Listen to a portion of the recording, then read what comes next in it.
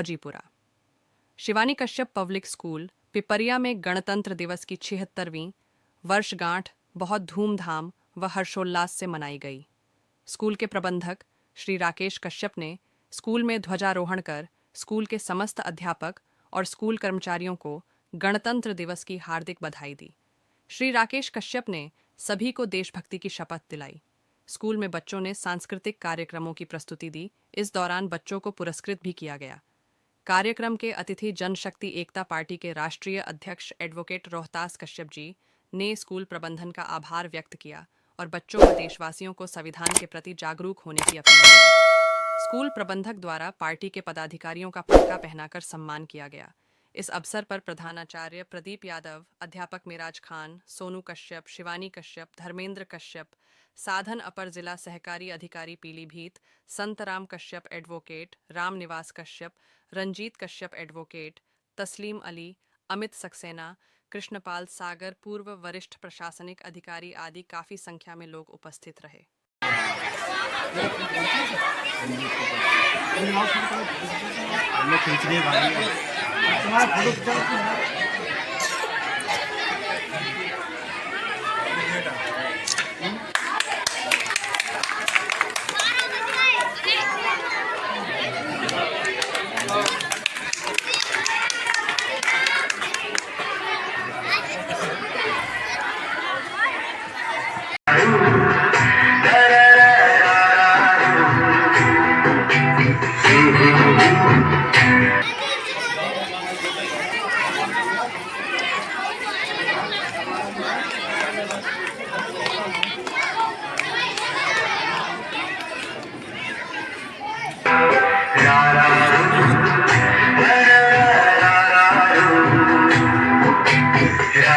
यहाँ बैठे हुए हमारी माताएं, बहनें, बच्चे सब लोग बड़ी उत्सुकता से यहाँ पे बैठे हुए हैं और कार्यक्रम का आनंद ले रहे हैं।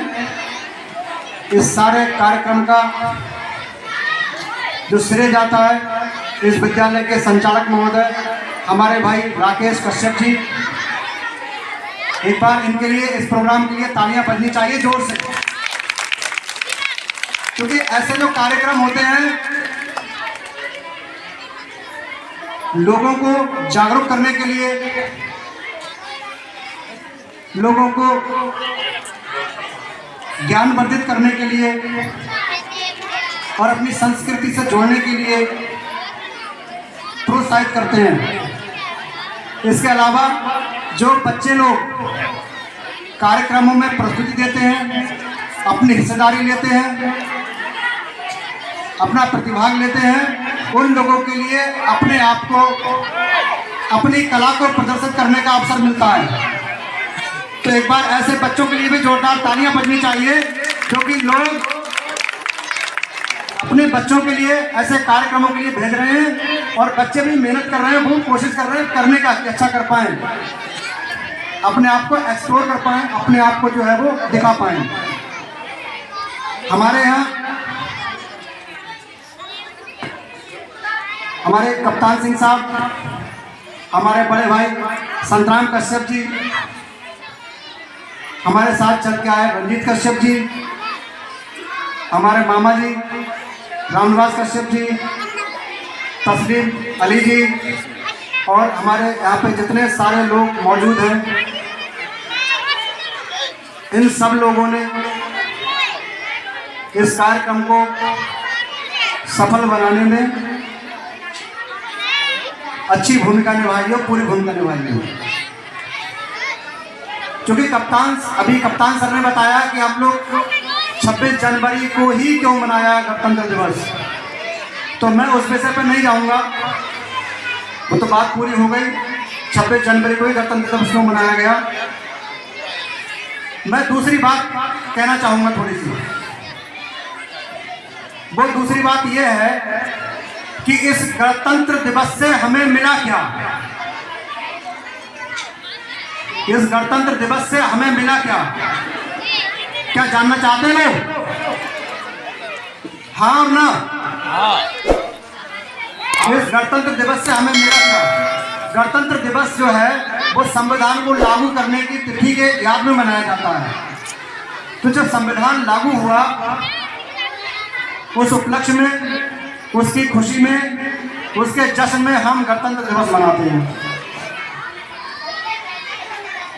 और मैं श्रद्धांजलि, अपनी भावनाएं अर्पित करता हूं बाबा साहब अम्बेडकर जी के लिए, जिन्होंने इस संविधान में, जिसके लिए आज हम गणतंत्र दिवस मना रहे हैं, इसमें ऐसे ऐसे उपबंध किए कि हम आज खड़े होकर के, इकट्ठे होकर के आज गणतंत्र दिवस मना पा रहे हैं। नहीं तो आज़ादी से पहले हम लोगों को इकट्ठे होने की भी अनुमति नहीं थी। क्या थी आज़ादी से पहले इस तरीके इकट्ठे होकर के किसी कोई कार्यक्रम करने की? पीछे एक पुलिस वाला आ जाता, इंपीरियल पुलिस का, वो कहता भाई कैसे इकट्ठे हो रहे हो, क्या शर्त रच रहे हो?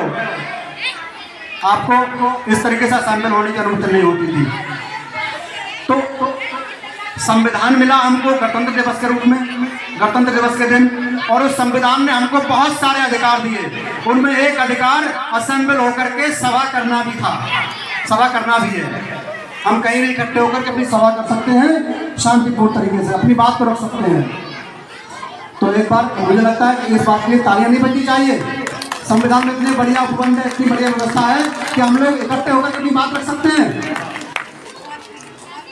संविधान ने हम लोगों को अधिकार दिया शिक्षा का। संविधान से पहले हम लोगों को शिक्षा का भी अधिकार नहीं था, क्योंकि उससे पहले मनुस्मृति चलती थी, और मनुस्मृति जो है वो केवल उच्च वर्ग के लोगों को शिक्षा का अधिकार देती है। तो संविधान ने हमको शिक्षा का भी अधिकार दिया। तो एक बार उस शिक्षा के अधिकार के लिए तालियां बजनी चाहिए। अब पसंद नहीं आया शिक्षा का अधिकार, लग रहा है शिक्षा का अधिकार अच्छा नहीं है। शिक्षा का अधिकार हमें संविधान से मिलता है, इकट्ठे होने का हमको अधिकार संविधान से मिलता है, व्यापार करने का, अपनी मर्जी का व्यापार चुनने का अधिकार भी हमको संविधान से मिलता है। अरे हम जो भी कुछ काम कर रहे हैं, अपनी स्वतंत्रता से कर पा रहे हैं, सारे अधिकार हमको संविधान से मिलते हैं। और लेकिन मुझे बड़ा अफसोस इस बात का होता है कि हमारी जो सरकारें हैं, जो बेसिक शिक्षा है, उस शिक्षा में संविधान का कोई पैराग्राफ, कोई एक अध्याय, कोई उसका भाग नहीं पढ़ाया जाता। संविधान का कोई भाग बेसिक शिक्षा में नहीं पढ़ाया जाता है। आप पढ़ लीजिए, आप पहली क्लास से लेकर के ग्रेजुएशन तक पढ़ लीजिए, BA MA कर लीजिए, आर्ट से करेंगे आपको संविधान नहीं पढ़ने को मिलेगा। जबकि संविधान जो है वो मैं मानता हूँ 6ठी क्लास से पढ़ाया जाना चाहिए बच्चों के लिए। पढ़ाया जाना कि नहीं पढ़ाया जाना चाहिए? संविधान में कम से कम भाग 3 और भाग 4 पढ़ाए जाने चाहिए। भाग 3 का मतलब है कि हमारे मूल अधिकार जो हमको संविधान देता है, ये हमारे शिक्षा का पार्ट होना चाहिए, शिक्षा का अभिन्न अंग होना चाहिए, जो कि नहीं है। इससे ये पता लगता है कि सरकारें नहीं चाहती हैं कि जो कमजोर वर्ग है, जो अशिक्षित वर्ग है, या जो सामान्य वर्ग है, वो अपने अधिकारों को न पढ़ पाए, अपने अधिकारों को न जान पाए। तो कोई बात नहीं, हम लोग खुद पढ़ लेंगे। तो इसलिए मेरा एक निवेदन है छोटा सा हमारे प्रबंधक महोदय से, विद्यालय के संचालक महोदय से, कि हमारे संचालक महोदय एक दिन महीने में, एक दिन 1 घंटे के लिए संविधान की क्लास लगाएं, और संविधान का भाग 3 हम पढ़ाने आएंगे आपके विद्यालय में।